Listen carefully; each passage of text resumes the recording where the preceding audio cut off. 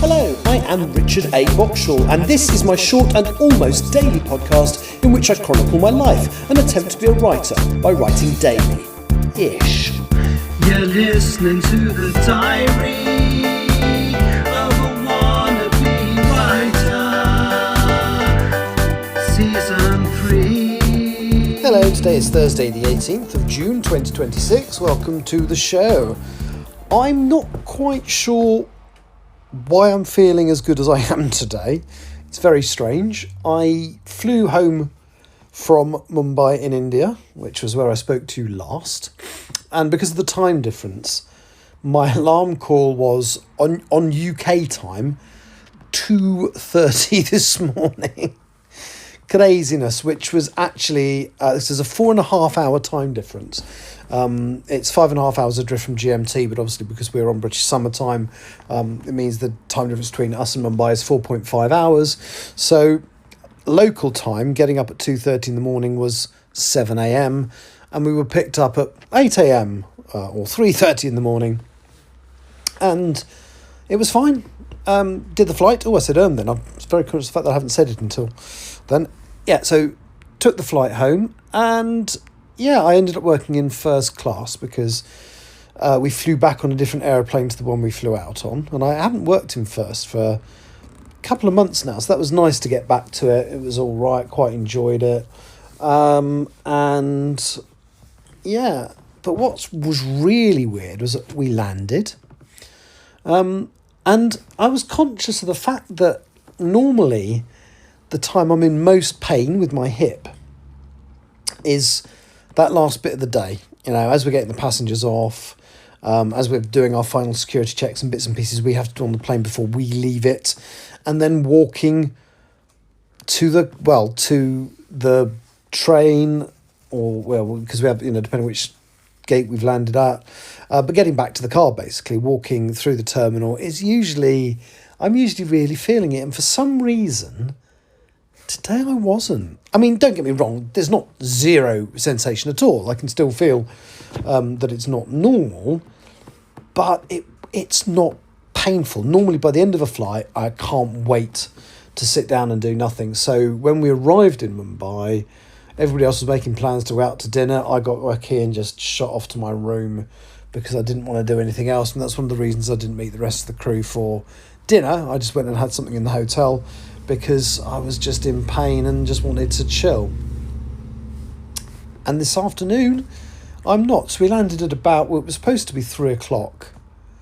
And we were supposed to clear, which is basically when we finish work, for 3:45. And I was actually in the car on the way home by 3:30, which means we were at least about 20-25 minutes early, because the clear time is when we pass through immigration.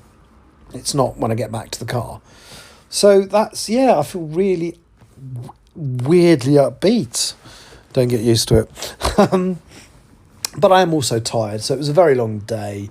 I did I've been awake since 2:30. In fact, since earlier than that, because it took me, I struggled to get to sleep last night.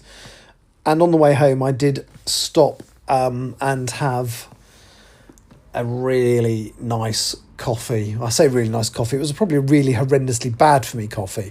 So it was a large skinny latte, but I had an extra shot in it to help me with the drive home, and I also had some caramel syrup. And I don't normally do that because of the amount of sugar in it, but I'd hardly eaten on the flight. So, in fact, no, I didn't hardly eat on the flight. I didn't eat on the flight because I was still serving food in first class when it came time to eat.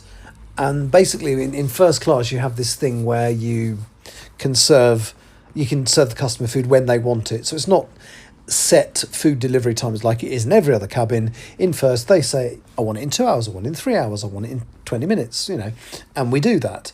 And it basically meant that when it was time to eat, I was still busy because the flight left at about 9:30 in the morning, but we were serving lunch. So not many of the customers, it wasn't actually that, it might have been 10 o'clock, but not many of the customers wanted to eat lunch at that time. So a lot of them wanted it about 2 and a bit hours into the flight, which was when the person that was working with me went on break. So I was by myself delivering sort of more than half of the food service, and I didn't get around to eating. And then by the time it was time for my break, I'd kind of forgotten about it and I wasn't that hungry.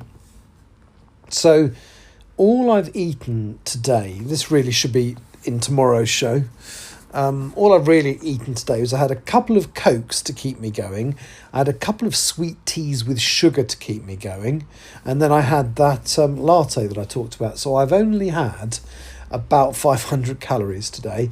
Yesterday, so I've put all my weight information, what I want to lose, an approximation of how much exercise I do. I put all of that into the app, this new app that I've got, and it's set me a target of 2,300 calories to consume a day. That's on the assumption I burn about 1,000, which I don't always. But yesterday I had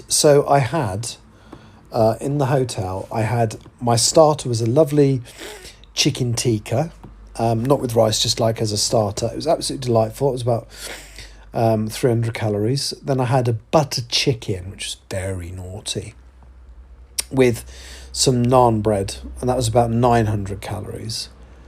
And then I had a coffee, but it had no milk or sugar. Oh, it did have one sugar, so probably had about 30 calories in the sugar. And then later that evening, that was kind of lunchtime, and then really late at night, but technically still yesterday if we go by British time, which is basically what I'm going to measure it on because I wasn't out of British time long enough, I had a club sandwich in the middle of the night, another 750 calories.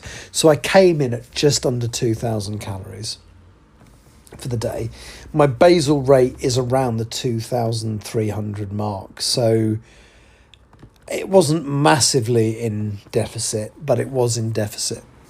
So that's what I eat in a day yesterday. Today, so far, I've only had about 500 calories. I am going to have a proper dinner because otherwise I'm going to end up picking and binging tonight. But the other thing, I'll keep talking, why not? You're listening. All these apps have been setting me ludicrous amounts of water as a target. So 4.5 litres of water as a target to drink, and there's no way I'm going to drink that much water. That's just crazy. But one thing, I was talking to a friend of mine about it, and she was like, I wonder why it set you that much. And one of the theories is apparently if you drink half a litre of water about half an hour before you eat, it reduces your urge to eat as much food, which is really interesting. So I am going to try and do that before my 2 main meals of the day. I won't do it before breakfast, but my 2 main meals of the day, I'm going to try and have half a litre of water about half an hour before I eat and see if that makes a difference. Anyway, that's me waffling. I'll shut up. Obviously, I haven't done any writing today. My plan was when I got home to do some writing or something, but the reality is I've been awake for about 18 hours. I feel good for it, don't get me wrong, but I don't think I'll be very productive in writing. But tomorrow I will try and do some sign-off work on that chapter. I can't even tell you what the chapter number it is. It was such a long time ago. But that chapter I was working on in May, I will try and do the sign-off on tomorrow, or at least start it tomorrow. Maybe get it signed off the day after. We shall see. Anyway, I'll shush because I've overrun by quite a lot. Thanks for listening. I'll talk to you again tomorrow. Take care. Bye-bye. You have been listening to The Diary of a Wannabe Writer, presented by me, Richard A. Boxall. Thank you for tuning in to my cogitative considerations, and if you'd like to know more about me or my projects, visit my link tree on linktr.ee/Richard Writes. Capital R, capital W. Thank you for listening.